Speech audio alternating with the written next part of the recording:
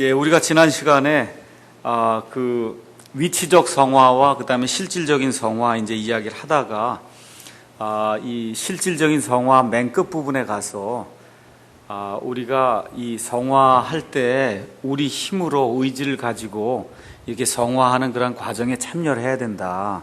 그런데 이 불교도들이 하는 그와 같은 어떤 수행 아시죠? 수행. 아니면 로마 가톨릭 교회의 그 수녀나 아니면 수도사들이 하는 그런 수행하고 우리 그리스도인들이 행하는 그와 같은 그 실질적인 성화하고의 그 차이를 이야기하다가 이제 지난 시간에 끝을 냈거든요. 그래서 불교들 가운데는 수행을 통해서 고행을 통해서 무언가를 이루려고 해서 엄청난 그와 같은 성화 과정을 거치는 사람들이 있습니다. 그런데 우리는 그와 같은 일들을 행할 때 갈라디아서 2장 20절에 있는 것처럼 이제는 내가 살지 않고 내 안에 계신 그리스도께서 사시거든요. 그러니까 그리스도의 영께서 인도하시는 대로 내가 의지적으로 내 삶을 내어놓을 때 그와 같은 일들이 성령님의 역사로 이루어진다. 그런 차원에서 내가 협조하고 따라가는 그와 같은 일, 그것이 이제 필요하다. 이제 그렇게 말씀을 드렸어요. 근데 이게 사실 굉장히 어려운 겁니다. 한번 저도 이런 이야기를 하지만 요새 굉장히 고민 많이 하고 살아요. 우리 교회도 이제 하면서 또 저하고 또 제 아내하고 이런저런 이야기를 하면서 참 이게 그 실질적인 이 성화를 이룬다고 하는 게 이게 보통 어려운 일이 아니구나. 좀 이게 좀 자연스럽게 이루어지면 너무 좋을 텐데 이게 자연스럽게 여러분 아시죠? 자연스럽게 그게 그래서 성령 안에서 걸으라 그랬거든요. 여러분 걷는 일 부자연스럽게 느끼시는 분 있어요? 몸이 아픈 분 외에는 걷는 거 자연스럽게 이렇게 걸으시죠? 그러니까 실질적으로는 우리가 자연스럽게 이런 성화 과정을 통해서 성령님 안에서 걸어야 되는데 이 육신이 이게 그냥 태어날 때부터 어머니를 통해서 이 나온 이놈이 이게 말을 안 듣거든요.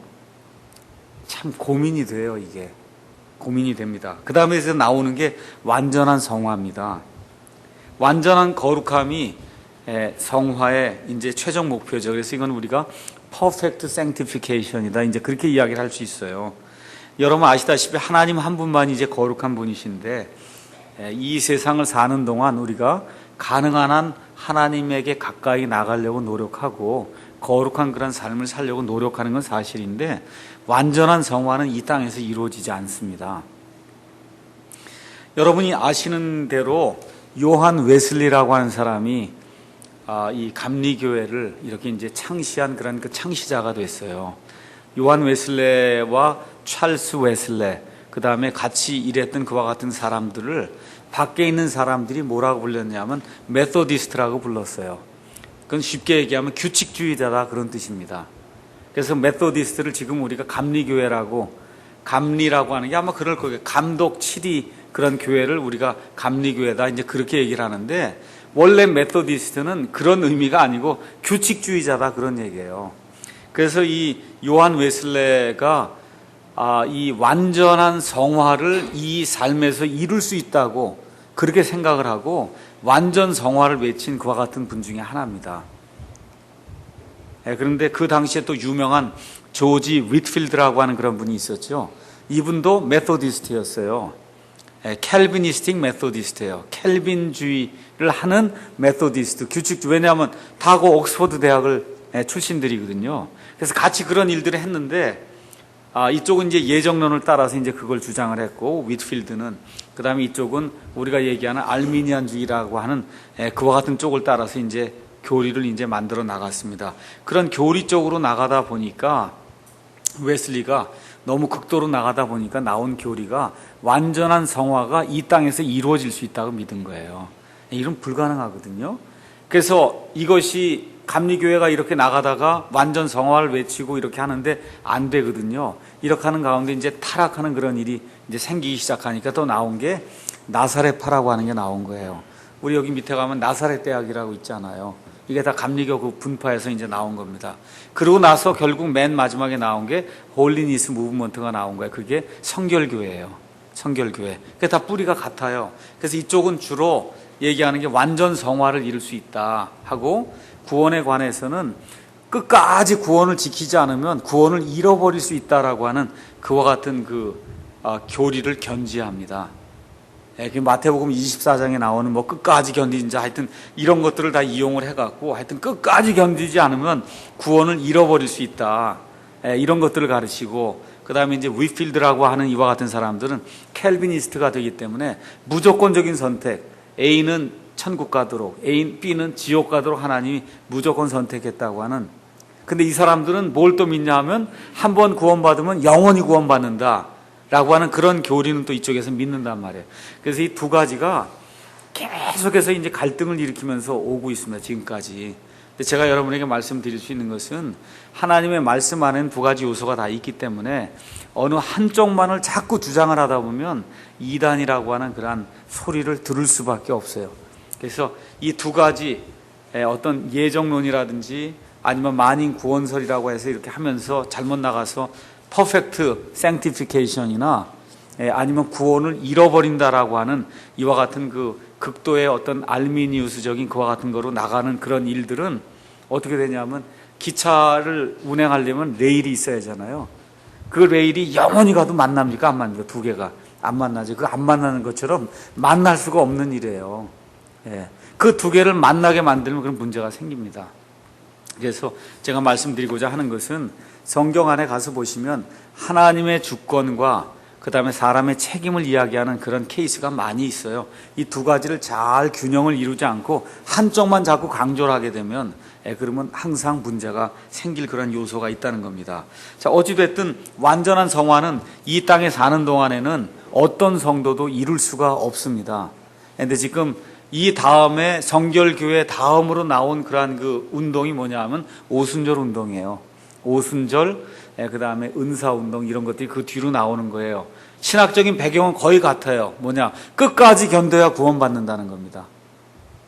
그러니까 가다가 죄를 짓든지 하여튼 뭐 일을 하면은 구원에서 떨어져 나간다는 그런 교리를 이렇게 견지하는 그런 것들이 완전한 성화를 잘못 이해하기 때문에 그런 문제가 이제 생긴다는 거예요. 그래서 그러한 내용이 있다는 걸 저와 여러분이 이제 기억을 하시고요. 그럼 우리에게 완전한 성화가 이루어지는 날이 있을까요? 없을까요? 있습니다. 그와 같은 일이. 데살로니가전서 3장 13절 우리가 한번 가서 보시죠. 데살로니가전서 3장 13절에 가서 보시면은, 우리 주 예수 그리스도께서 자신의 모든 성도들과 함께 오실 때, 즉 재림하실 때 하나님 곧 우리 아버지 앞에서 너희 마음을 거룩함에 흠잡을 것이 없게 굳건히 세우시기를 원하노라. 그래서 예수님이 재림하실 때야 비로소 정말 하나님 앞에 흠잡을 것이 없는 그와 같은 거룩한 사람으로 우리가 설 수 있다. 성경이 이제 그렇게 이야기를 하고, 요한 1서 3장 2절에 가서 보시면 나중에 우리가 예수님과 같은 그런 모습으로 이제 하나님 앞에 서게 된다. 이제 그런 내용이 나와 있습니다. 그 다음에 에베소서 5장에 가서 보시면 참 좋은 그런 말씀이 있습니다. 우리 남자들이 조금 좀 이렇게 머릿속에 또 마음속에 잘 간직해 두면 이제 좋은 그런 내용인데요. 에베소서 5장 25절에서 28절까지 거기 가서 보시면 완전한 성화가 이루어지는 그 내용이 교회에 대해서 지금 설명이 되고 있습니다. 남편들아, 너희 아내 사랑하기를 그리스도께서 교회를 사랑하사 교회를 위하여 자신을 주신 것 같이 하라.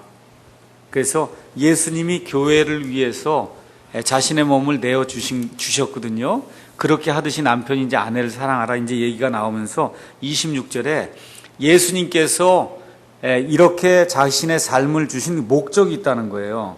26절. 그 목적은 뭐냐면 그분께서 말씀을 통해 물로 씻음으로 교회를 거룩히 구별하고 정결하게 하려 하시며, 또 그것을 점이나 주름이나 그런 것이 없는 영광스러운 교회로 자기를 위해 제시하려 하심이며 교회가 거룩하고 흠이 없게 하려 하심이라. 이렇게 기록이 되어 있습니다. 이 일이 지금 이 시간에 이렇게 되고 있어요. 교회가 문제덩어리잖아요. 교회가 목사도 문제덩어리고 그렇거든요. 이 일은 언제 이루어질 것 같아요? 예수님 재림하실 때. 그래서 예수님의 신부로 우리가 그 앞에 가서 어린 양의 그 혼인 만찬에 가서 이제 서게 되는 그 순간에 이와 같은 일이 일어나는데, 지금은 이런 것들을 모델로 해서 우리가 계속해서 거룩한 그러한 생활을 하는 그러한 단계에 있다, 이렇게 이제 보시면 되겠습니다. 그래서 예수님께서 자신의 몸을 우리에서 주신 것이 첫 번째 구원을 이루기 위해서 주신 거예요. 그 다음에 두 번째는 이 교회라고 하는 건 구원받은 사람들을 이야기하죠. 그래서 구원받은 그 사람들이 나중에 예수 그리스도의 그 신부로, 깨끗한 것과 같은 처녀 그 신부로 예수님 앞에 가서 흠도 없이, 하나의 주름도 없이, 이렇게 잔주름 하나 없이 이렇게 가서 쓸 수 있도록 그렇게 만들기 위해서. 그러니까 예수님 그 십자가 사건이 구원에도 중요하고 맨 끝에 완전한 성화를 이루는 데도 중요하다. 물론 우리가 실질적으로 이 육체를 가지고 살아가는 이 삶 속에서도 이와 같은 일들이 이제 대단히 중요하다. 자, 그래서 이제 결론적으로 여기 말씀드리고자 하는 것은, 하나님께서 이집트의 속박에서 이스라엘을 구속하셨지요. 그 일이 유월절 사건을 통해서 이루어졌습니다. 이렇게 속박에서 구출하셨을 뿐만 아니라 구출된 그 백성이 거룩한 생활을 해서 하나님을 기쁘게 하는 그런 존재가 되도록 하나님이 의도를 하셨다는 겁니다. 그것이 무엇을 통해서 나타나냐 하면, 무교절을 통해서, 누룩을 제거하라고 하신 그런 명령을 통해서, 그래서 완전한 숫자 동안에 그 완전한 수를 나타내는 7일 동안 계속해서 누룩을 치우는 그런 일들을 통해서 하나님 앞에 우리가 하나님처럼 거룩한 자로 서기를 하나님이 원한다고 하는 그런 사실을 성경이 지금 보여주고 있습니다. 자, 그러면 누룩 이야기가 계속 나오는데, 성경에 나오는 그 누룩을 좀 설명을 하도록 하겠습니다. 그 누룩의 용례가 대부분 구약 성경에 가서 보시면 그 누룩이 어떻게 나오냐 하면, 빵을 뜨게 하는 그와 같은 요소로 누룩이 나옵니다. 그러니까 이스트, 효모 이런 요소로만 구약 성경에 나오고, 그 구약 성경에 누룩을 넣지 말라고 했을 때 그 의미가 뭐냐, 그 의미는 신약 성경에서 드러납니다. 신약 성경에서 특별히 누구의 말씀에서 누룩이 많이 나오냐면 예수님의 말씀에서 많이 나와요. 그러니까 누룩 이야기가 나올 때, 이 성경이 무엇을 의미하고 있는구나, 그걸 우리가 성경을 통해서 알 수가 있습니다. 첫 번째, 누가복음 12장 1절 가서 보시죠. 예수님께서 친히 말씀해 주신 거거든요. 누가복음 12장 1절에 가서 보시면은, 그동안에 무수한 사람들의 무리가 함께 모여 서로 밟힐 만큼 되었더라. 그때 그분께서 무엇보다 먼저 자기 제자들에게 말씀하기 시작하여 이르시되, 너희는 바리새인들의 누룩 곧 위선을 조심하라. 그냥 예수님께서 너희는 바리새인들의 위선을 조심해라, 이렇게 하면 될 것 같은데, 바리새인들의 누룩 곧 위선을 조심하라고 아예 설명까지 해주시죠. 여러분, 누룩은 뭐 하는 거예요? 뜨게 하는데, 여기 한 덩어리가 밀가루 반죽 안에 들어가면 온 반죽이 다 뜨죠. 맞죠? 그러니까 지금 예수님이 여기서 말씀하실 때 누룩을 이야기하실 때는 하여튼 모임 안에 바리새인의 뭔가가 일단 딱 들어오면 그게 다 퍼진다는 그런 뜻이에요. 맞죠?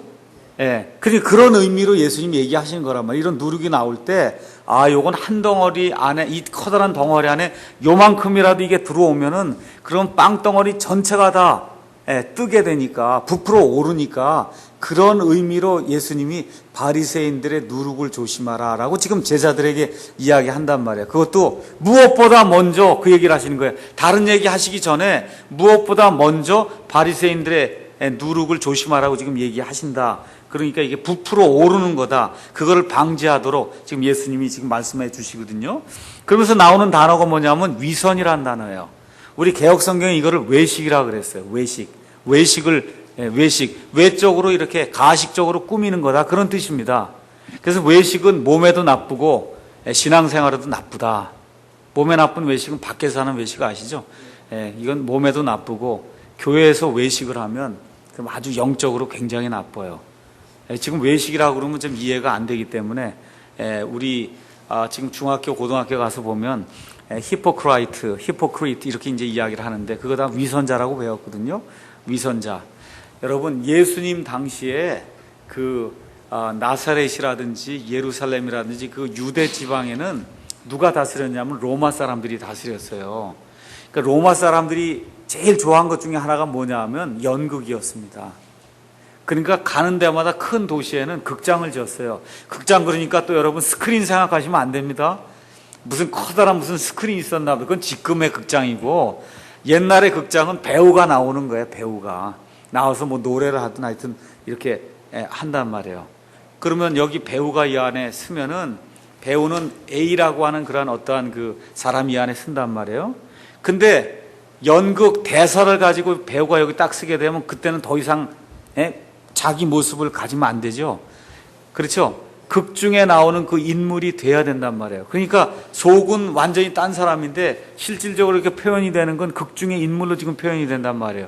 그러니까 쉽게 얘기하면 겉 다르고 속 다르다 그 얘기입니다. 맞죠? 이걸 위선이라 그런 거예요. 그러니까 지금 예수님이 뭘 말씀하시는 거냐 하면 교회나 아니면 하여튼 여기 제자들 사이에 겉과 속이 다른 사람이 있으면 그러면 어떻게 된다는 거예요? 이게 온 덩어리를 뜨게 하듯이 이 모임이 그 누룩으로 가득해서 이게 부풀어 오른다 그런 뜻입니다. 그러니까 겉과 속이 하나가 되지 않으면 그럼 위선자다. 지금 그렇게 이야기하시는 거예요. 위선이라고 하는 단어가 그런 뜻이에요. 제가 여기 있는데 제가 예를 들어 알렉산더 대왕의 그 역을 해야 되면 나는 태어난 성정이 정동수라고 하는 그러한 특성을 갖고 태어났는데 극 중에 딱 쓰면은 그럼 알렉산더 대왕 노릇을 해야 된단 말이에요. 이것과 관련해서 찰스 피니 목사가 그 얘기를 했죠. 이상하게 배우들은 가짜를 가지고도 진짜처럼 해서 사람을 울고 그 다음에 웃기는데 목사는 진짜를 가지고 가짜처럼 힘도 없이 메칼이 하나도 없이 도대체 뭘 하는 건지 모르게 그렇게 설교를 한다. 그런 얘기. 그게 위선이에요. 진리가 있으면 진짜면 진짜처럼 선포해야 될 거 아니에요. 근데 배우는 가짜를 가지고 진짜처럼 하는데 여기 강단에 선 목사는 진짜를 가지고 가짜처럼 해요. 이게 두 개가 다 위선이다 그 얘기입니다. 성경적으로 얘기하면 그게 다 위선자예요. 위선자. 그래서 신자인 척 행동하며 말은 하는데 실질적으로 아닌 것 같은 사람들이 있을 수 있다는 겁니다. 그걸 우리가 위선자다. 지금 그렇게 이야기하는 거예요. 그래서 예수님이 제일 미워하신 게 위선이에요. 위선. 마태복음 가서 한번 보시겠습니다. 마태복음 6장 1절. 마태복음 6장 1절에 산상수훈 쭉 이야기가 나오면서 너희는 사람들에게 보이려고 그들 앞에서 구제하지 아니하도록 주의하라. 그렇지 않으면 너희가 하늘에 계신 너희 아버지께 보상을 받지 못하느니라. 그러므로 너는 구제할 때 위선자들이 사람들로부터 영광을 얻으려고 회당과 거리에서 하는 것처럼 내 앞에 나팔을 불지 말라. 이게 연극 광대들이 이렇게 한단 말이에요. 가짜를 가지고 진짜처럼 막 한단 말이죠. 이렇게 겉과 속이 다른 거 그렇게 하지 말라는 겁니다. 그래서 지금 산상수훈의 내용을 한마디로 얘기하면 위선을 행하지 말라는 거예요. 위선. 겉과 속이 다른 그와 같은 모습을 보이지 말라는 겁니다. 그래서 계속해서 6장 5절 너는 기도할 때 위선자들과 같이 되지 말라. 그들은 사람들에게 보이려고 회당과 거리 모퉁이에 서서 기도하기를 좋아하느니라. 여러분과 제가 기도를 나중에 이제 공부할 계기가 있으면 보시겠지만 성경에 나오는 기도는 항상 다 하나님과 나와의 거의 1대1 대화지 이렇게 사람들이 많은데 이렇게 와갖고 하는 그런 이렇게 사람들 보는 데서 하는 기도는 거의 없습니다. 그러니까 미국 사람들 교회하고 한국 사람들 교회를 가면 주일날 아침에 10시 30분, 11시 예배인데 가면 한국 사람들 오면 10시 반부터 여기 앉아갖고 기도하느라고 정신이 없어요. 그렇죠? 기도해요. 다 앉아갖고 이렇게 사람들 다 보는데 아랑곳하지 않고 인사도 안 해. 일단 먼저 하나님께 기도해야 된다고 하나님께 보고를 해야 된다고 일단 기도를 먼저 하거든요. 그래요. 어떻게 다 사람들 보는 데서 해요. 제가 그걸 틀렸다 그런 얘기를 하려고 하는 것이 아니라 한국 사람들의 정서는 그렇게 돼 있고 미국 사람들 오면 잘 지냈냐? 일주일 동안 잘 있었냐? 무슨 일이 없었냐? 가서 이야기를 나누면서 교제를 나눠요. 30분이고 뭐 20분이고 그게 정서가 그렇게 다른 거예요. 근데 그 정서 밑바닥에 깔려 있는 건 그거예요. 성경 어디를 찾아봐도 성경에 나오는 기도는 하나님과 나와의 일대일 다 골방에 들어가서 하라는 거예요. 처음부터 끝까지 다 그렇습니다. 어느 경우에만 다르냐 하면 사도행전 12장 같은데 이렇게 베드로가 잡혀갔다든지 이렇게 될 때 전체가 모여서 어떠한 그런 공통적인 그런 일을 가지고 이렇게 하나님께 간구하는 그런 기도 모임을 제외하고 나머지는 다 사적인 그런 기도는 여러분과 제가 여기 예배 드리러 오면 다 여기 와서 10시 30분에 이렇게 기도하고 하는 건 다 사적인 기도잖아요. 그런 일들은 대부분의 경우에 이렇게 골방에 들어가서 하는 걸로 그렇게 돼 있어요. 그래서 이 바리새인이나 이런 사람들이 예수님께 꾸중을 들은 것은 개인적으로 기도해야 될 거를 가지고 자꾸 나팔을 분단 말이에요. 나는 이렇게 오랫동안 기도합니다. 하나님 뭐 이러고 이렇게 기도를 이걸 예수님이 제일 싫어했다는 거예요. 그래서 이제 미국 사람들의 그 기도에 대한 그 유머 중에 하나는 개인 기도가 깊은 사람은 공중 기도가 짧고 공중 기도가 긴 사람은 개인 기도가 짧다. 그렇게 이야기하는 그런 경우가 있더라고요. 우리 많은 경우 가서 보세요. 장로님들이나 누구 서서 기도하면 창세기부터 나오잖아요. 해갖고 쭉 해갖고 한 20분 이렇게 해갖고 엘리야까지 하면 중간에는 이제 엘리야 한다고 그러고 그러잖아요. 그런 식의 그게 쭉 나오거든요. 그게 기도의 패턴이에요. 그게 지금 여기서 나오는 이게 그 얘기예요. 지금 예수님이 말씀하신 그 얘기. 그래서 우리가 기도할 때도 우리가 좀 얘기하잖아요. 오늘은 이 토픽에 대해서 기도한다 그러면 그 토픽에만 기도하라고, 그것만. 왜 그걸 또 딴 거부터 시작해갖고 거기까지 가지 말고, 우리가 기도회를 할 때 오늘은 요 A 형제를 위해서 자매님 기도하시고, 자매님은 어떤 일을 위해서 기도하시면 그것만 기도하면 돼요.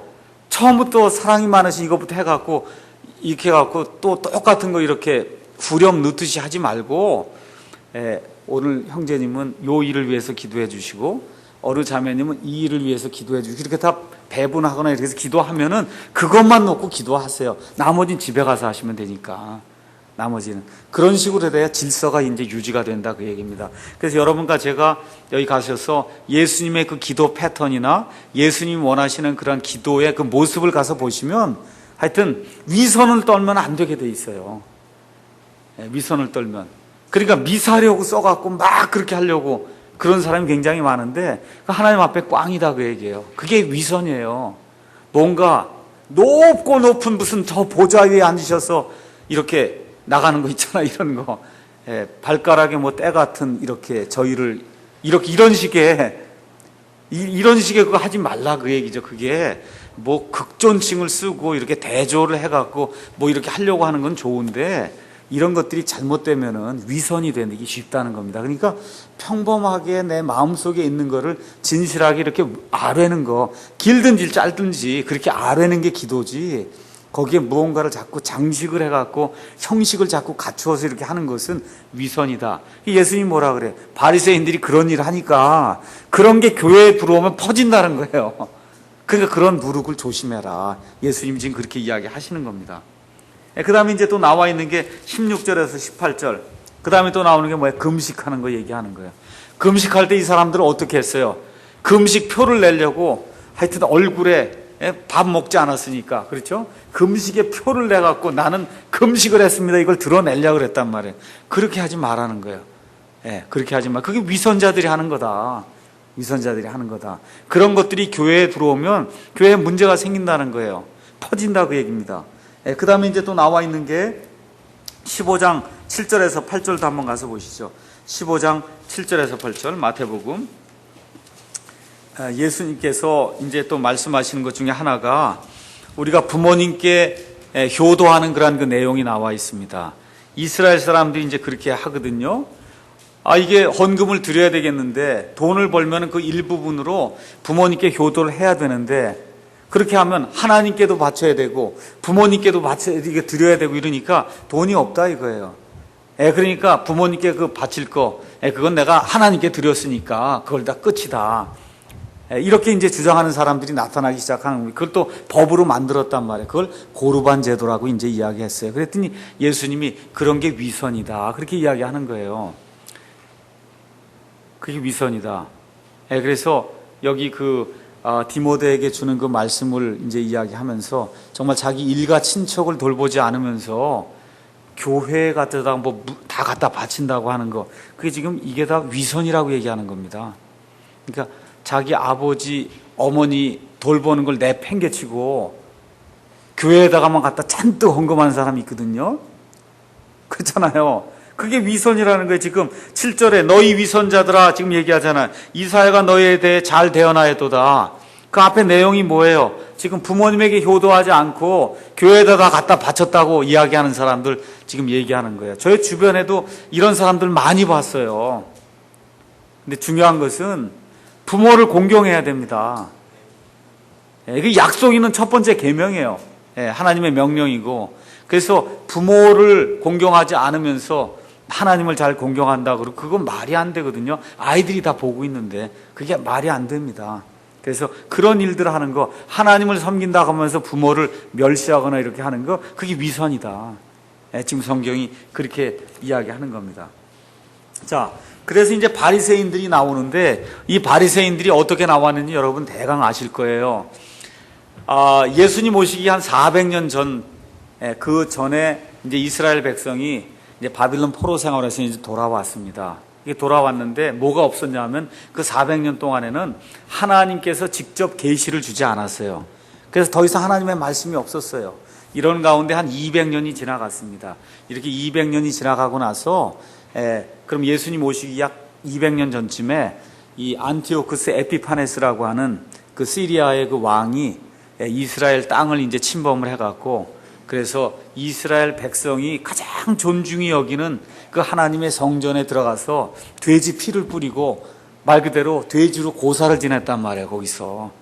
그러니까 성전을 완전히 그냥 멸시하고 아주 회파하는 그와 같은 일이 이제 생기게 되니까 마카비라고 하는 그런 그 사람들이 일어나서 이 사람을 대적하면서 이 헤스모니안 왕조를 이제 만들게 됩니다. 그래서 이 사람들이 유대 나라를 이제 통치하기 시작했어요. 헤스모니안 그 왕가가. 이런 왕가가 이제 등장을 하면서부터 나오기 시작한 그 여러 가지 분파가 있어요. 그 분파 중에 여러분이 잘 아는 사두개인, 바리새인, 그 다음에 이제 예수님 오시기 전에 이제 헤롯 왕이 나오는데 그 헤롯 왕을 따르는 헤롯 당원, 그 다음에 또 어떤 사람들이 나오냐면 극도로 속된 것과 그 다음에 이 거룩하다고 하는 이런 종교적인 것을 극도로 분리하는 그와 같은 어떤 금욕주의자들이 나타나기 시작했어요. 이런 사람을 우리가 에세네파라고 그래요. 이런 사람들이 예수님 오시기 약 200년 전쯤부터 나타나기 시작해서 그 중에 한 무리가 바리새인이에요. 한 무리가.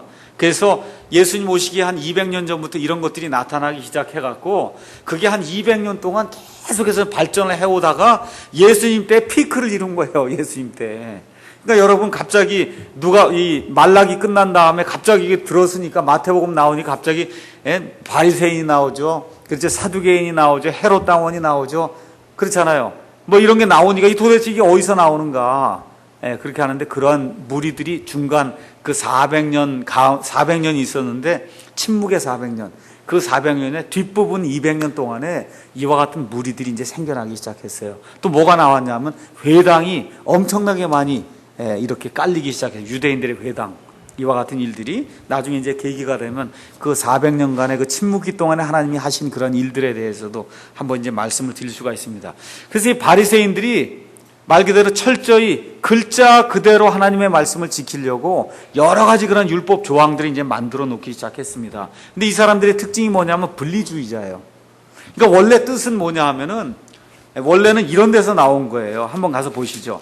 말라기 한번 가서 보겠습니다. 말라기 3장 16절 한번 가서 보시죠. 말라기는 마태복음 바로 전에 있습니다. 말라기 3장 16절 가서 보시면 그때 주를 두려워한 자들이 서로 자주 말하며 주께서 귀를 기울여 그것을 들으시고 주를 두려워한 자들과 자신의 이름을 생각한 자들을 위하여 자기 앞에서 기념책을 기록하셨느니라.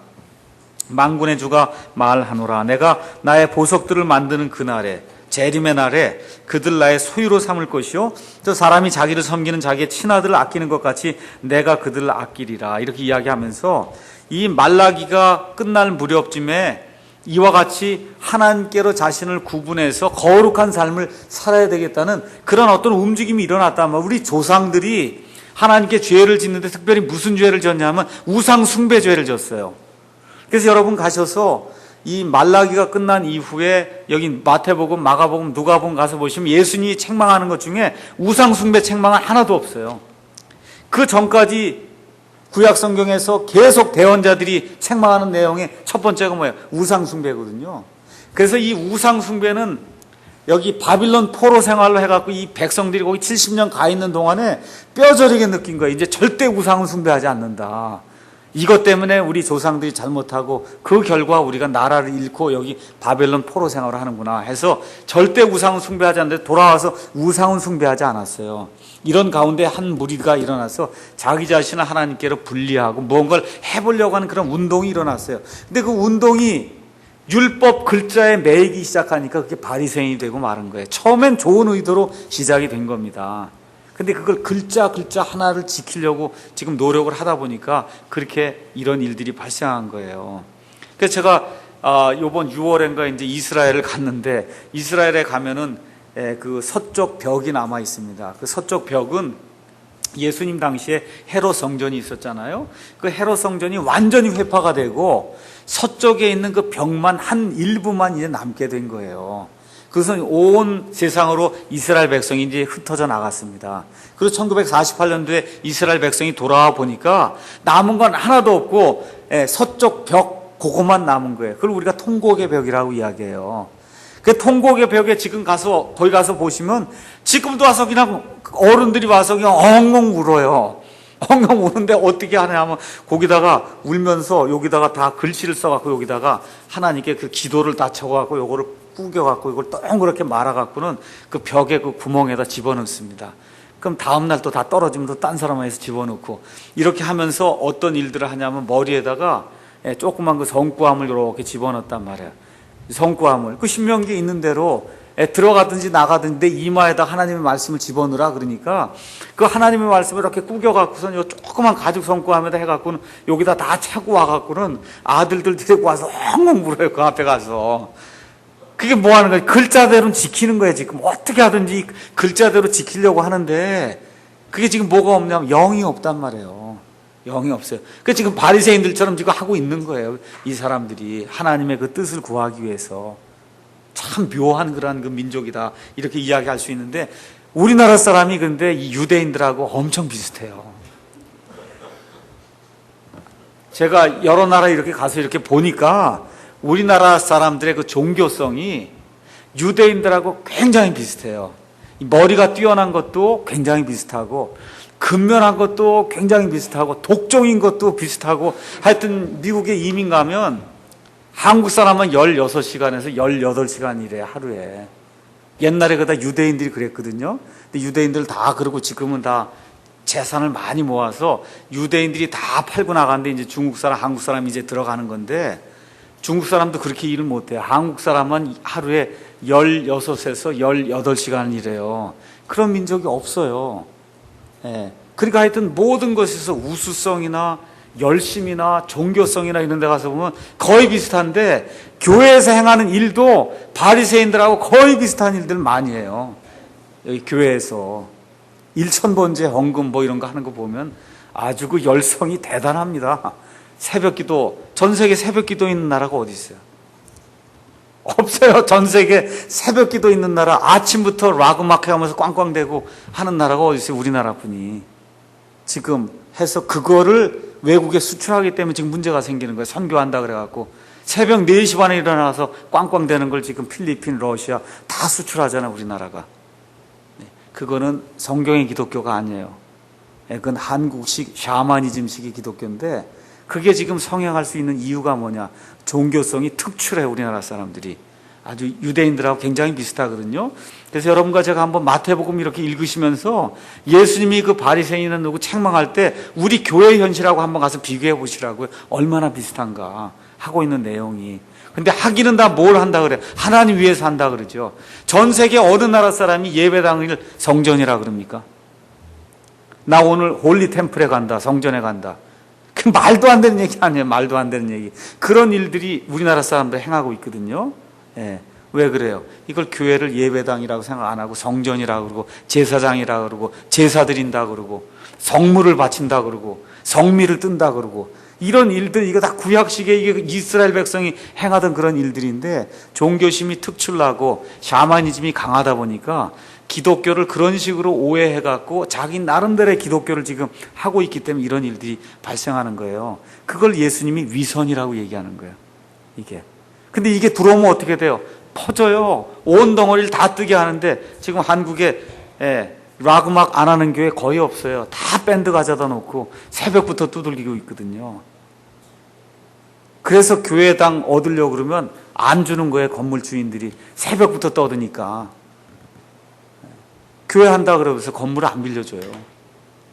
뭐 하냐고 물어보면 딴 거 한다고 얘기를 하고 그렇게 해요. 겨우 이렇게 빌려주거든요. 자, 어찌됐든 바리새인들이 이와 같이 이런 일들, 위선을 행하면서 내가 하나님을 위해 큰 일로 섬긴다고 생각을 해서 그걸 종교라고 이야기하는 거예요. 예수님이 그와 같은 종교쟁이들을 가리켜서 독사의 자식들아 그런 겁니다. 그래서 저와 우리 여기 말씀을 듣고 이렇게 하시는 분들이 꼭 깨달아야 될 게 하여튼 종교는 하나님을 맹렬히 분노하게 하는 거다.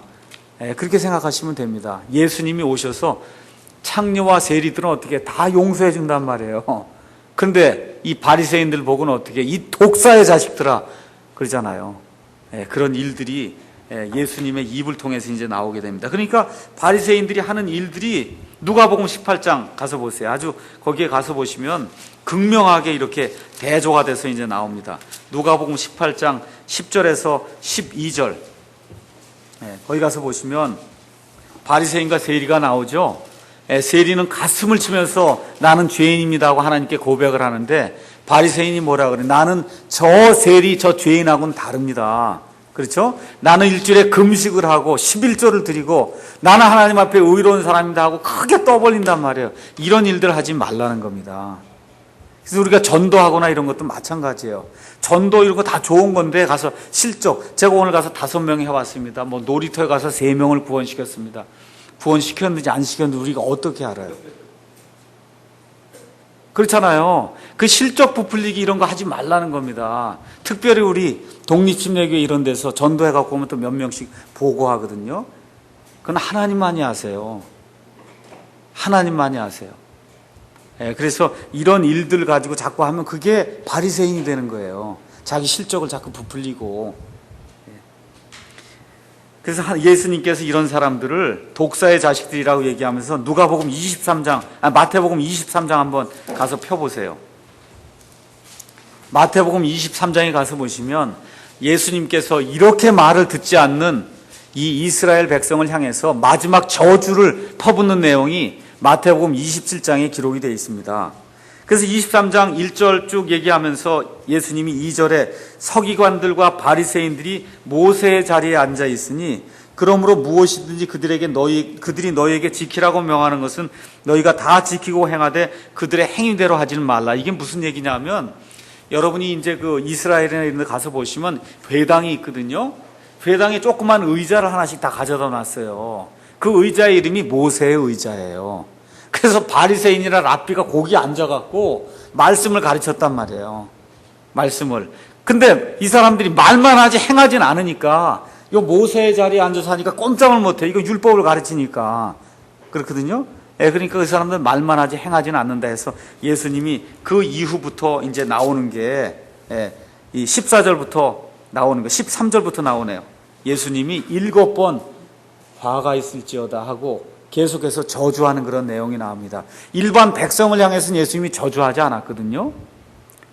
그래서 지금 서기관들, 바리새인들, 율법학자들, 말 그대로 종교인 중에 종교인이라고 하는 이런 사람들 향해서 자그마치 여기 가서 보시면 영어로 war라고 되어 있어요. W-O-E. 13절 가서 보시면 war unto you 이렇게 되어 있어요. war라고 하는 말은 지독한 저주를 이야기하는 거예요. 독사의 자식들아 같이 그런 말씀을 하시는 겁니다. 그런 말씀을 지금 자그마치 몇 번 하시냐면 7번.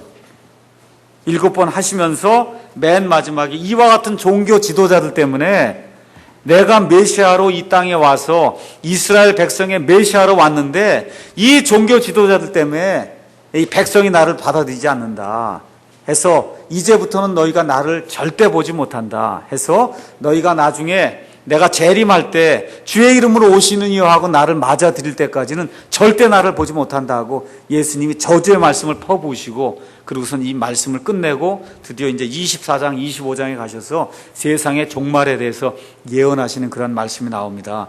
그러니까 여기 마태복음 23장을 읽어보시면 그냥 예수님이 그 노하신 모습이 이게 상상이 될 거예요. 어느 정도 노하셨는지. 그게 누굴 향한 거냐? 바리새인들 향한 거라는 거예요. 그 바리새인들의 가장 큰 그 누룩이 뭐라고요? 위선의 누룩이다. 위선. 위선. 그래서 교회 안에서 이와 같은 일들이 생겨서는 안 됩니다. 두 번째 나오는 누룩은 뭐냐 하면 사람을 거룩하게 만들지 못하고 속되게 만드는 그와 같은 누룩이 있어요. 깨끗하지 못하게 만드는 누룩. 마가복음 8장 15절 가서 보시죠. 마가복음 8장 15절에 가서 보시면 또 우리 예수님이 이런 말씀을 하십니다. 8장 15절에 그분께서 그들에게 명하여 이르시되 바리새인들과 헤롯의 누룩을 주의하고 조심하라 하시니라. 바리새인들의 누룩은 아까 위선이라고 이야기했고 헤롯의 누룩은 뭐냐? 헤롯이 뭐한 사람이에요? 이 사람은 도덕적으로 아주 타락한 사람입니다. 그래서 이 헤롯이 우리 예수님을 잡아 죽이려고 했고 이 헤롯은 자기의 이복 동생 중에 하나가 누구냐면 빌립이라고 하는 사람이 있었어요. 그 사람도 역시 하나의 어떤 분봉 왕이었습니다. 그래서 빌립의 아내 헤로디아하고 간음을 했어요. 빌립의 아내 헤로디아를 자기 아내로 맞았단 말이에요. 이게 뭐 율법적으로도 가능한 일이 아닌데 하여튼 이 헤롯이라고 하는 그런 그 가문이 원래 그 헤롯 대왕의 아버지로부터 시작해서 어디 출신이냐 하면 에돔 출신이에요. 에돔 출신과 유대인 여자하고 결합이 돼서 나온 게 이게 헤롯 가문이거든요. 그러니까 지금식으로 하면 반반 섞여 있는 그와 같은 유대인이에요. 이렇게 하다 보니까 유대인들의 환심을 사기 위해서 성전 건축을 해준 겁니다. 40년 이상 이렇게 성전을 건축해 준 거예요. 이런 일을 하는 가운데 이 아내는 근친상간이 굉장히 많았어요. 헤롯 가문 아내는. 지금 여기 같은 경우는 형이 자기 자기 동생의 아내를 취해서 지금 자기 아내로 삼는 이와 같은 일들을 행했단 말입니다. 그래서 헤롯은 그 세상을 사랑하는 세상 사람들이 좋아하는 그와 같은 누룩입니다. 요한일서 2장 15절, 16절, 17절에 세상이나 세상에 있는 것들을 사랑하지 말라. 어떤 사람이 세상을 사랑하면 아버지의 사랑이 그 속에 있지 아니하니 세상에 있는 모든 것, 즉 육신의 정욕과 안목의 정욕과 인생의 자랑은 아버지에게서 나지 아니하고 세상에서 나느니라. 세상도 그것의 정욕도 사라지되 오직 하나님의 뜻을 행하는 자는 영원토록 거하느니라. 해서 우리가 헤롯의 누룩을 이야기할 때는 도덕적인 타락의 누룩. 근데 그게 교회에 들어오면 어떻게 된다고요? 퍼진단 말이에요. 모임에 들어오면 퍼지게 돼 있으면 누룩이기 때문에. 자, 그래서 이와 같은 일들이 고린도 교회에 있었단 말이에요. 고린도 교회 한번 가서 보세요. 고린도전서 5장 가서 보십시오. 고린도전서 5장에 가서 보시면은 우리가 아까 읽었던 내용입니다. 6절, 7절 제가 읽어볼게요. 너희가 자랑하는 것이 선하지 아니하도다. 적은 누룩이 온 덩어리를 뜨게 함을 너희가 알지 못하느냐. 그러므로 너희는 누룩 없는 자들인즉 새 덩어리가 되기 위하여 묵은 누룩을 제거하라. 그랬죠? 그럼 앞뒤 문맥상 지금 사도 바울이 왜 자꾸 지금 누룩 얘기를 하는가? 고린도전서 5장 1절 가서 보시겠습니다. 너희 가운데 음행이 있다는 말이 공공연히 알려졌는데 아까 그 헤롯도 그 음행한 거죠. 그렇죠? 근데 고린도 교회 성도들 가운데 음행이 있었어요. 그런 음행은 이방인들 가운데서도 거론되지 않는 것으로 그건 누가 자기 아버지 아내를 취하였다는 것이라. 그러니까 이런 일들이 있으면 그러면 곤란하다 그 얘기예요. 그래서 지금 이 일이 어떻게 된다고 교회에 파급이 돼서 퍼져나간다 그 얘기입니다. 그래서 이와 같은 그 악독의 그런 누룩을 없애야 된다고 지금 사도 바울이 지금 이야기를 하고 있는 겁니다. 자, 그 다음에 이제 세 번째 어떤 누룩이 있냐면 마태복음 16장 6절 가서 보시죠. 마태복음 16장 6절에 가서 보시면은 사두개인들의 그런 누룩이 또 나옵니다. 16장 6절. 그때 예수님께서 그들에게 이르시되 바리새인들과 사두개인들의 누룩을 주의하고 조심하라. 그러니까 이게 다 어느 때 나온 사람들이냐면 400년간의 그 침묵기에 그 끝부분 200년 동안에 이와 같은 분파들이 나왔는데 이 분파들이 예수님 때 극성을 부렸단 말이에요. 전성기를 맞았어요. 근데 이것들이 다 어떻다는 거예요? 누룩이라는 거예요. 예수님께서 사두개인들의 누룩, 헤롯의 누룩, 그렇죠? 그 다음에 지금 바리새인들의 누룩. 근데 사두개인들은 또 어떤 사람들이냐 하면 부활이 없다고 주장한 사람들이 부활이 없다. 그래서 마태복음 22장 23절에도 나오고 사도행전 23장 6절에서 8절 가서 보시면 사도 바울이 유대인들에게 잡혀서 끌려갔어요. 그래서 신문을 받으려고 하는데 사도 바울이 가만히 가서 보니까 거기 사람들 유대인들이 반은 바리새인이고 반은 사두개인이라 그 얘기예요. 그러니까 이걸 벗어나기 위해서 어떻게 해요? 나는 바리새인의 아들입니다. 그렇게 얘기하잖아요. 그러니까 거기 또 뭐라고 설명이 되어 있어요? 바리새인들은 영도 믿고, 그렇죠? 천사도 믿고 다 있는 걸 믿는데 사두개인들은 영도 믿지 않고 천사가 있는 것도 믿지 않고, 이렇게 되니까 그 가운데 있던 바리새인들은 저 사람 아무 잘못이 없다고 그러고 바리새인이라 그러니까 그렇게 갈라지게 되고 사두개인들은 아니라고 그러고, 그렇죠? 이런 일들이 발생하거든요. 그러니까 그 내용을 저와 여러분이 이해를 하셔야, 아, 이게 사도행전 24장 같은데 왜 유대인들이 이렇게 갈라져서 서로 지금 고소하러 왔다가 내가 바리새인의 아들이요 하니까 바리새인들하고 사두개인들이 싸우는지, 이런 내용들을 이해할 수가 있습니다. 그래서 바리새인들의 특징이 뭐예요? 사두개인들의 특징, 교리적으로 잘못됐어요. 뭘 믿지 않아요? 부활을 믿지 않습니다. 근데 말로는 부활을 믿어요. 어떻게 부활을 믿습니까? 어떻게 부활을 믿어요? 우리 조상이 아브라함이시고, 그렇죠? 그 다음에 이삭이고, 그 다음에 또 야곱이다. 그렇게 이야기한단 말이에요. 그렇죠? 그러면서 뭐라 그래? 부활은 우리가 안 믿습니다. 그렇게 이야기하죠? 그랬더니 예수님이 뭐라 그래요? 떨기나무에서 모세에게 하나님이 나타나셔서 뭐라 그러셨냐? 나는 아브라함의 하나님이요, 그렇죠? 이삭의 하나님이요, 야곱의 하나님이, 나는 산 자의 하나님이 죽은 자의 하나님이 아니다. 그 얘기는 무슨 얘기예요? 아브라함과 이삭과 야곱이 지금 살아있다, 그 얘기잖아요. 근데 사두개인들은 뭐라고 얘기해요? 우리가 아브라함의 자손입니다고 얘기하면서 아브라함이 살아있는 건 믿지 않는다, 그 얘기입니다. 부활을 믿지 않고, 영이 있다는 것도 믿지 않고, 천사가 있다는 것도 믿지 않고, 말 그대로 지금식으로 얘기하면 실존주의, 현실주의, 이와 같은 사람들이다. 그렇게 이야기할 수가 있습니다. 그래서 부활을 부인하는 이와 같은 사람들이 고린도 전서에도 가서 보시면 15장 가서 보시죠. 고린도 교회에도 있었어요. 고린도전서 15장 12절. 고린도전서 15장 12절. 이제 그리스도께서 죽은 자들로부터 일어나셨다고 선포하였거늘 어찌하여 너희 가운데 어떤 자든 죽은 자들의 부활이 없다고 하느냐. 너희 가운데 어떤 자들이라고 얘기하는 걸 보니까 고린도 교회 성도들 가운데도 부활이 있다고 하는 사실을 믿지 않은 사람들이 있었다는 겁니다. 디모데 후서 잠깐 보겠습니다. 디모데 후서 2장 18절에도 보면 그런 내용이 나와 있습니다. 2장 18절에 디모데전서 2장 후서 2장 18절, 거기 가서 보니까 진리에 관하여는 그들이 후메네오와 빌레도가 잘못하였으니 곧 부활이 이미 지나갔다고 말하여 어떤 사람들의 믿음을 뒤집어 엎느니라. 그러니까 지금 부활 부인하는 사람도 많이 있는데 예수님 승천하신 이후 얼마 되지 않아서 이미 부활을 부인하는 그런 사람들이 있었다는 겁니다. 마지막으로 한두 개만 더 살펴보고 마치겠습니다. 갈라디아 지방에 있던 교리의 부족이라고 하는 그런 누룩이 있었어요. 그건 뭐냐 하면 율법주의의 누룩이에요. 이건 뭐냐? 구원은 하나님의 은혜로 내 행위와 상관없이 받는데 성화되는 것은 내 힘으로 해야 된다. 이와 같은 율법주의를 주장하는 사람들이 있거든요. 성화도 내가 동의하고 내가 의지적으로 따라가는 건 사실이지만 내 힘으로는 못 이룹니다. 여러분 이거 기억하셔야 됩니다.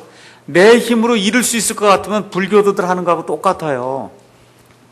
마틴 루터가 로마 교황청에 가서 예수님 그 빌라도 앞에 고난받았다고 하면 그런 계단을 수십 차례 무릎으로 꿇고 올라다니고 해도 안 돼요. 자기 힘으로 안 됩니다. 뭘 통해서 되냐? 하나님의 영에 의해서 되거든요. 그래서 갈라디아 지방에 있던 그러한 문제는 뭐냐 하면 성화를 자기 힘으로 이뤄보겠다는 거예요. 이런 일들은 불가능하다는 겁니다. 그래서 이와 같은 일들이 갈라디아서의 여러 곳에서 이제 잘 기록이 되어 있으니까 저와 여러분이 이걸 기억해야 됩니다. 그래서 사도 바울이 마지막 뭐라고 얘기하냐면 너희가 성령으로 시작했다가 이제는 육체로 마치고자 하느냐. 그러니까 구원받을 때 하나님의 영의 살리심을 통해서 구원받고는 이제는 내 힘으로 할례를 받고 뭘 다 해갖고 그러고선 거룩해지려고 하느냐. 지금 그렇게 이야기하거든요. 불가능하다. 어리석도다 갈라디아 사람들아. 그렇게 이야기하는 거예요. 그래서 오늘은 그 누룩까지만 이제 공부를 하도록 하겠습니다. 그래서 이 구약 성경의 누룩은 대부분 다 뭐하고 상관이 있느냐 하면 유월절, 무교절하고 상관이 있어요. 또 하나님 앞에 헌물을 바칠 때 누룩을 넣지 말라 그러고 하나님께 헌물 바치는 그러한 일들하고만 주로 상관이 있어요.